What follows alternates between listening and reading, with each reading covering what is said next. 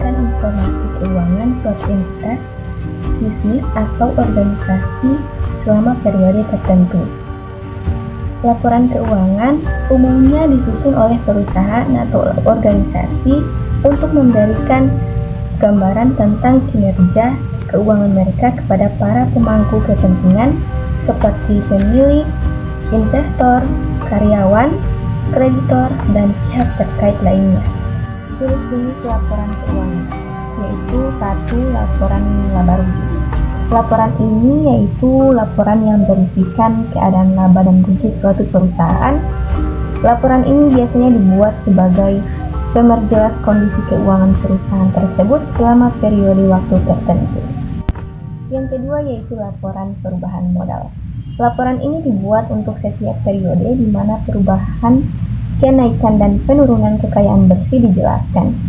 Dengan kata lain, laporan perubahan modal menjadi indikator berkembang tidaknya suatu perusahaan dengan melihat jumlah modal yang dimiliki.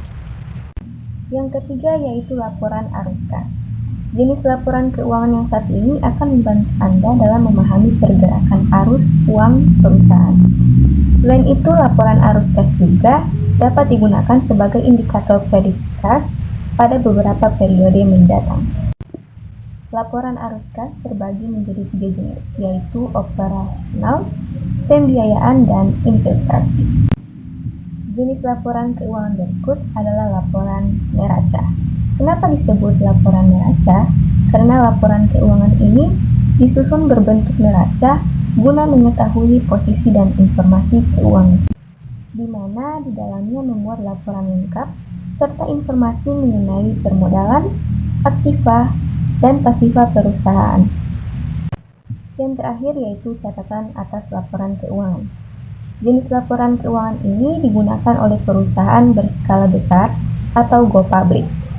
Umumnya, laporan ini berisikan informasi tambahan tentang bagaimana kondisi perusahaan, termasuk juga memaparkan penyimpangan atau anggapan inkonsistensi di dalamnya. Tujuannya adalah untuk memperjelas seluruh jenis laporan keuangan mulai dari awal sampai yang akhir. Komponen laporan keuangan neraca yaitu aset, kewajiban atau liabilitas, dan ekuitas.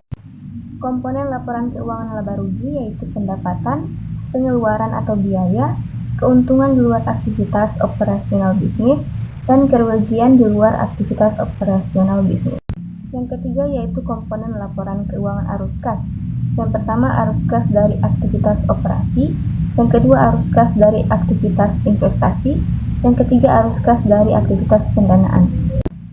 Komponen laporan keuangan perubahan modal yaitu 1. Modal awal, 2. Pengaruh dari perubahan kebijakan akuntansi, ketiga pengaruh koreksi kesalahan periode sebelumnya, keempat saldo yang disajikan kembali, kelima perubahan dari modal saham, keenam dividen, ketujuh laba rugi pada periode terkait, kedelapan perubahan dalam cadangan revaluasi, kesembilan keuntungan dan kerugian lain, ke-10 saldo akhir.